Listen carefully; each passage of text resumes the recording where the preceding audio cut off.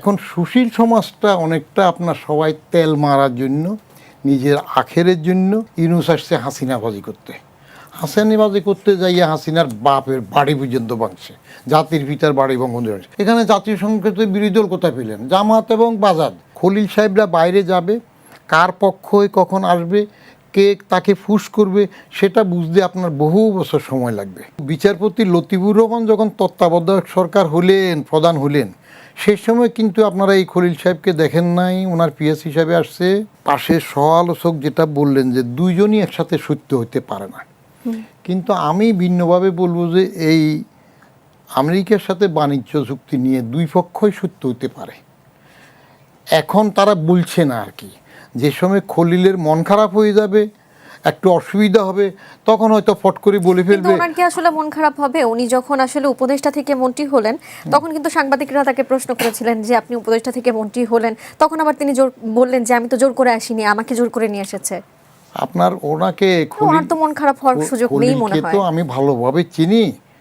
79-এ join করেছে foreign সার্ভিসে, superior post একটা 76-এর first boy, really brilliant, all cadre first হয়েছে।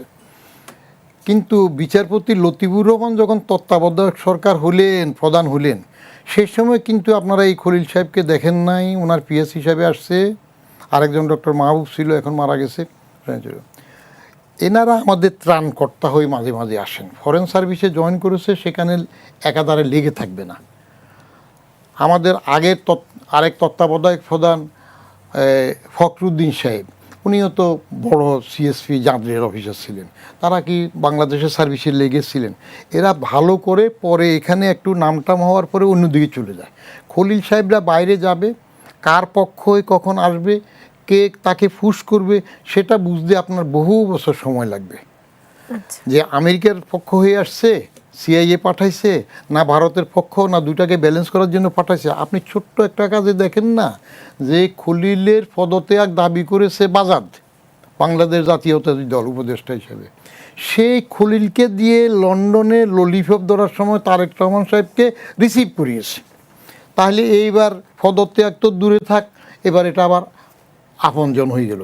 এত আপনজন হইল যে ইউনূসে তার স্বার্থ রক্ষার জন্য তার প্রতিনিধি হিসাবে আবার বাজাদের মতো এত বড় একটা দল, তার একটা ফরেন মিনিস্টার খুঁজে পায় নাই, একমাত্র উপযুক্ত হইল খলিল। তো সুতরাং আপনার এগুলোর জন্য প্রশ্ন করি, আপনি রাগ করবেন না।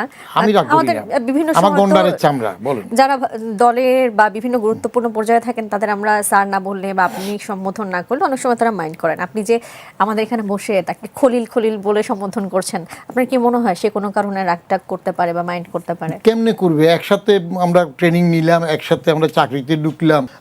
সে তো মন্ত্রী, তার কি এখন মনে থাকবে? মন্ত্রী হলো তো কি হলো, এই মন্ত্রী, আমি কি জীবনে তার কাছে যাব?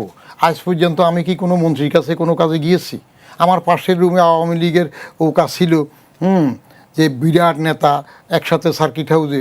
আমার তারা সব বলতেছে উনি আসছেন সড়ক মন্ত্রী, আপনার তো জানাশোনা কথাবার্তা আগে হইতো। আমি হ্যাঁ, কথাবার্তা আগে হয়েছে উনি মন্ত্রী হওয়ার আগে, এখন তো তার সাথে আমার দেখা করার দরকার নেই। অতএব সেগুলোতে কিচ্ছু যায় আসে না। ইউনূস সাহেব তো আমাদের মাথার উপরে রাখছিলাম আমি প্রথম, যে ইউনূস সাহেব আসার আগে তো আমি প্রথম বলছিলাম একই কথা বলি। 11 মাস এখন তাহলে কোথায় রেখেছেন? 11 মাস আগে আমি লিখছি যে ইউনূস সাহেব আসতেছেন, আসছে তো ঠিক 11 মাস পরে উনি এসে গেলেন। ইউনূস সাহেব আসার পর তো বললাম তাকে 5 বছর সময় দেন। উনি এত সুন্দর কথা বলে, এত আশাবাদী, আমাদেরকে আশাবাদ করে, বিদেশের লোক আমাদের দেশে লাইন দেবে গ্রিন কার্ডের জন্য, তো তাকে 5 বছর সময় দেন। পরে বললাম আচ্ছা 5 বছর দিতে যদি কষ্ট লাগে, হাসিনা 24শে জানুয়ারি ইলেকশনের পরে যে 7 মাস থেকে গেছে, এই 7 মাস বাদ দিয়ে বাকিটা দেন। এরপরে মাস 2-3 যাওয়ার পরে এবার তো আমার ভিক্ষার দরকার, বললাম যে দরকার নাই, এখন বাঁচি, ভিক্ষার দরকার নাই, কুত্তা সামলো তারে দিয়ে আর পারা যায় না। এখন কোথায় রাখা হইল? হ্যাঁ, ফেলও করতে পারে না। বাণিজ্য চুক্তির মধ্যে বিরোধী দল কথা বলা বলতেছেন, আপনি বিরোধী দল পেলেন কোথায়?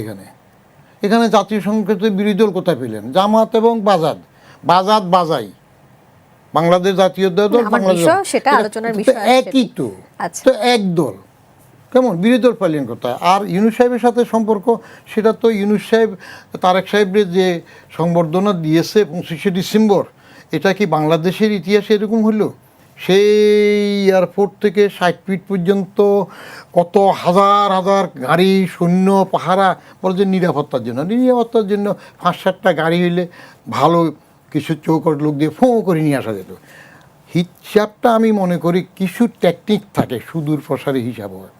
যা আমি এটা কারণ বের করে যেটুক দেখলাম সেটা হইল হাসিনা ইউনুসবাজি করেছে, ইউনুস আসছে হাসিনাবাজি করতে।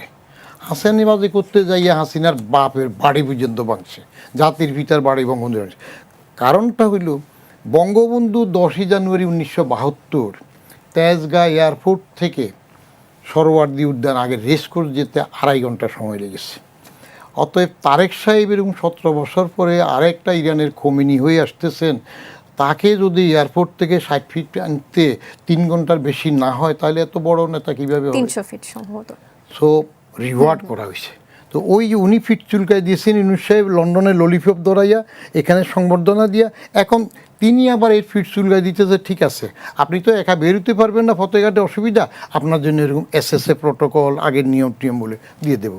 চলছে এইভাবে আপসে আপসে, আমুরা মামুরা। আচ্ছা, এবার একটু আমি যে প্রশ্নটি করেছিলাম যে আপনার দৃষ্টিতে সুশীল আসলে কারা, সেটা জানতে চাই। আপনি সুশীল নিয়ে তো বেগদায় ফেললেন। আমার লেখাটা আমি সুশীল বলি ভাঙ্গা রূপের কিনা। সুশীল, শিল হইল নাপিত। কেন বিপদে ফেললাম? শিল হইল তো নাপিত, তারা খেরি করে, চুল কাটে। তো আপনি যদি ভালো নাপিত বলতে চান তাহলে আমরা সুশীল হইলে না ভালো না। এই সুশীল সমাজটা নাপিতদের ভালো গুণ থাকে না? নাপিতটা তো ভালো চুল কাটে, ভালো শেভ করে দেয়। ভালো শেভ না, নাপিতের সবচেয়ে বড় গুণ আপনি জানেন নাকি? তারা রাগ না করলে সেটা হইল রাজা চাইলো যে এমন এক পোশাক বানাইতে হবে যেটা কেউ পরে নাই, কোনো রাজা পরে নাই। সবাই এক একটা পোশাক আনি পরায়, রাজা বলে যে অমুক রাজা পরছে, হয় না। শেষ একজন এক সুশীল নাপিত আসলো, বললে হুজুর আমি এক পোশাক বানাই দেব, এটা শুধু জ্ঞানীরা দেখবে, আর কারো চোখে এই পোশাক দেখা যাবে না। তো ওই নাপিত মাপটাপ নিল, আইসা হাত টাত বুলাই দিল, রাজা ডোল শরৎ করে দিল। রানী আসে দেখে বলে যে এই কী অবস্থা রাজা? বলে কেউ জ্ঞানী ছাড়া এই পোশাক দেখে না। সবাই জ্ঞানী হওয়ার জন্য মারা রাস্তায় বাইর হইল। ওই বাচ্চা একটা বেকুব বলে ফেললো যে ওমা রাজা দেখি ন্যাংটা।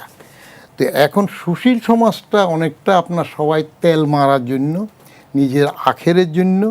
আপনাদের মিডিয়াগুলো দেখেন না, এই কদিন আগে হাসিনার স্তুতিবাদ করতে করতে এক একটা কেরুম করতেছিল, আবার এখন একটু এদিকে চলে যায়। পত্রিকাগুলো দেখেন, সবাই একটু তোষামত চায়, পদবি চায়, ক্ষমতা চায়। মানুষ প্রত্যেকে এক একটা কিছু নিয়ে বেঁচে থাকতে চায়। অতএব সুশীলকে দোষ দিয়ে